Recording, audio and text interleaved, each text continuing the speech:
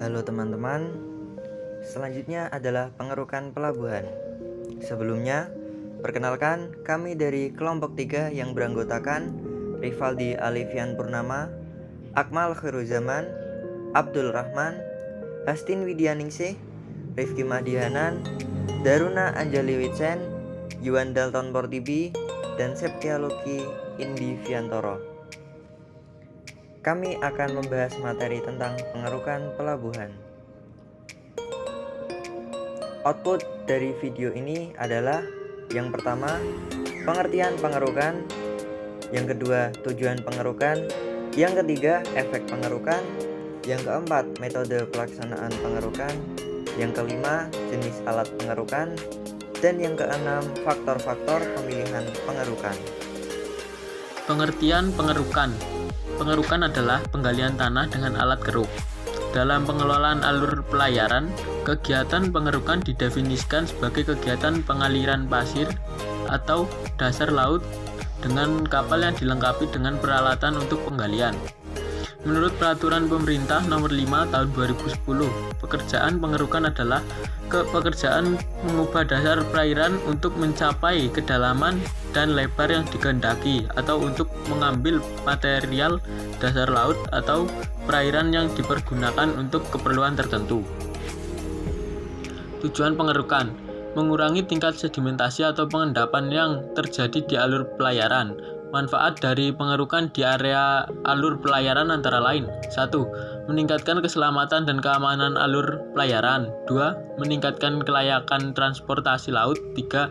Meningkatkan stabilitas pergerakan barang. 4. Meningkatkan konektivitas antar pelabuhan. 5. Meningkatkan pembangunan infrastruktur pelabuhan.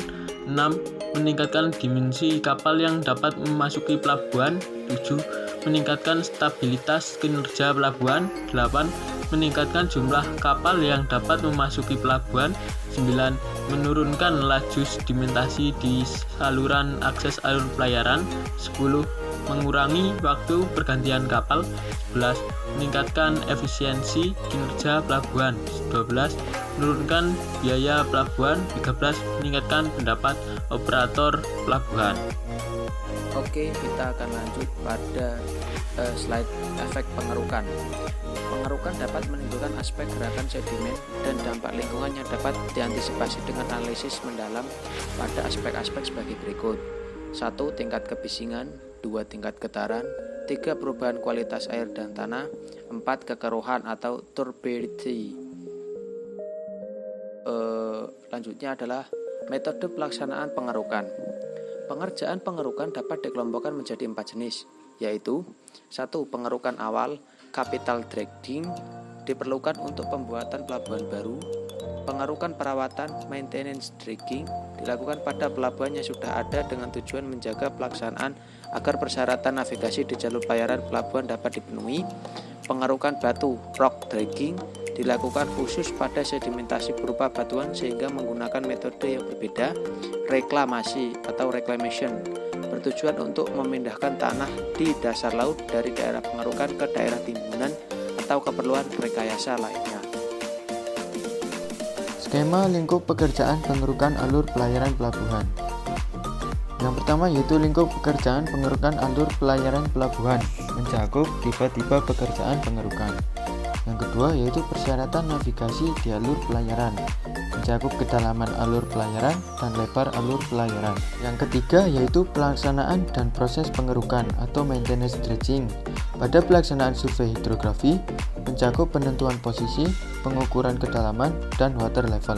Sementara itu, pada proses pengerukan dapat diklasifikasikan menjadi 4 jenis. Yang pertama yaitu pre-treatment. Adalah treatment pada tanah sebelum dikeruk bila tanah tersebut keras. Ada 2 cara pre-treatment, yaitu cara kimia dan cara mekanis. Yang kedua yaitu extraction, gerakan material tanah dari posisi alam atau setelah pre-treatment ke pengangkutan vertikal dan diangkut ke lokasi lain. Terdiri dari minimal 2 jenis operasi, yaitu A. Operasi memecahkan tanah, yang meliputi 2 cara, yaitu cara mekanis, menggali atau mengikis tanah dengan bucket atau blade atau cutter, dan cara hidrolis, mengatur aliran air hingga tanah tererosi menjadi tanah yang dapat dihisap pompa. Yang B yaitu operasi memindahkan tanah. 3. Transportation, proses pengangkutan atau pemindahan hasil kerukan dari lokasi keruk ke lokasi pembuangan dengan beberapa alternatif dengan cara wallboard, slave propulsion brake, dome bridge, repellents. 4.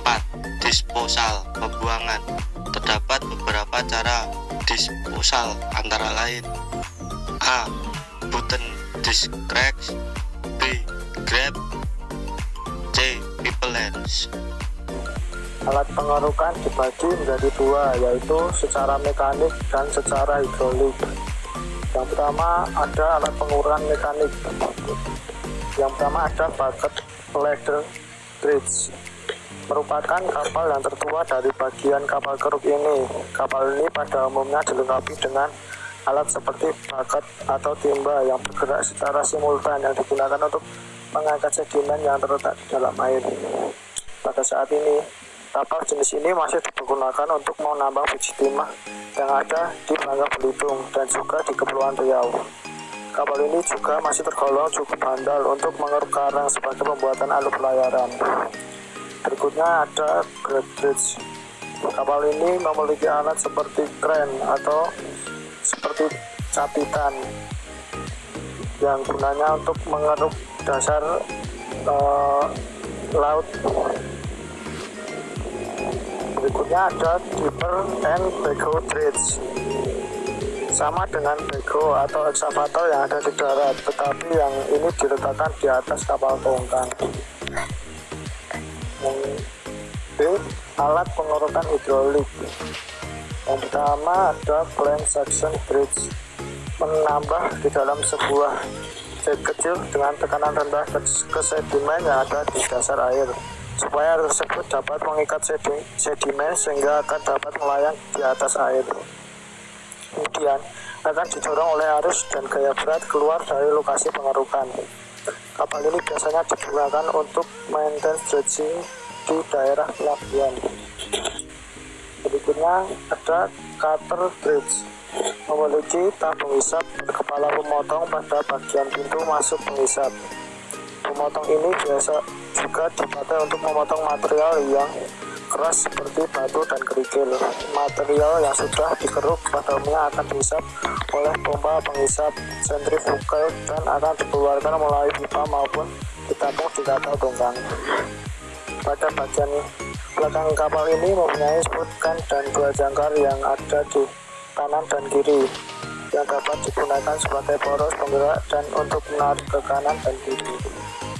Yang terakhir ada trailing suction over dredge, digunakan untuk menyeret pipa penghisap pada waktu sedang beroperasi, lalu mengisi material yang sudah dihisap ke tempat penampung atau hopper yang ada di kapal tersebut. Jika penampungnya sudah terisi penuh, maka kapal ini akan melaju menuju ke lokasi pembuangan. Cara pembuangannya adalah dengan melalui pintu yang ada di bawah kapal, atau dapat juga dengan memompa materialnya menuju keluar kapal di mana tempat pembuangan tersebut berada. Faktor-faktor pemilihan alat keruk. Pertama, faktor dimensi. Dimensi alat keruk dipertimbangkan karena tidak selalu cocok dipakai di lapangan. Dibagi menjadi A. Draft alat keruk. Tiap alat keruk memerlukan kedalaman air tertentu agar dapat beroperasi. Contohnya, dipper dragger 2-4 meter, bucket dredger 2-5 meter, cutter suction dredger 1-3 meter, dredger di atas ponton 1-2 meter. Yang B, panjang lokasi yang dikeruk. Bila panjang lokasi yang akan dikeruk relatif pendek, maka sebagian besar waktu keruk hanya akan didominasi oleh gerakan maneuvering saja. Untuk trailing section hopper dragger, maka lokasi minimum 500 meter. C. Lebar lokasi yang dikeruk. Alat keruk memerlukan lebar lokasi untuk swing maupun tepat beroperasi berkeruk. D. Tebal material yang dikeruk. tebal ini menentukan jenis alat keruk yang akan digunakan. Kemudian faktor-faktor pemilihan alat keruk yang kedua adalah kondisi fisik.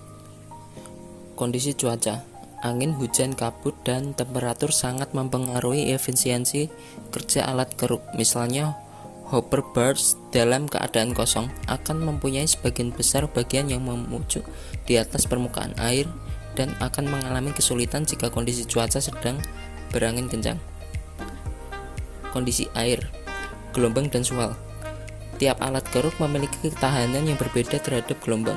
Arus dengan kecepatan lebih dari 2 knots dapat menimbulkan gangguan pada manuverin dan penambatan kapal. Kondisi tanah. Jenis tanah menentukan pemilihan alat keruk. Sulit tidaknya tanah dikeruk tergantung pada grain size dan shear strength-nya. Bila butiran tanah sangat kecil atau sangat besar, maka akan sulit dikeruk. Semakin besar shear strength-nya, maka akan semakin sulit dikeruk. Berikut adalah pengerukan pendalaman kolam pelabuhan Jakarta International Container Terminal Tanjung Priok.